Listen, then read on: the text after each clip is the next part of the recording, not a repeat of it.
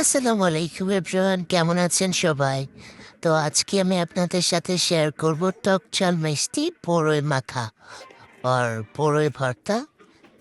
তো ফার্স্টে আমি এখানে কাঁচামরিচ, ধনিয়া পাতা, আলু দিয়ে থেতায় নিচ্ছি। আম্মু এই বাটাবাটি জিনিসটা ভাঙতে নিষেধ করেছে, এটা মাটির টাইপ। আমি খুবই সাবধানে করছিলাম। তারপর অ্যাড করলাম হচ্ছে খেজুরের গুড়।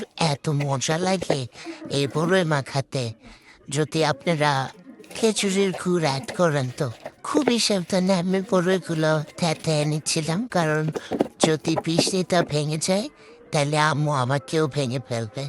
তারপর আমি সরিষার তেল অ্যাড করলাম, একটু লবণ আর একটু গুড় অ্যাড করেছিলাম, কারণ আম, আমার কাছে মনে হয়েছিল একটু মিষ্টি কম লাগছে। তাই থ্যাংকস ফর ওয়াচিং।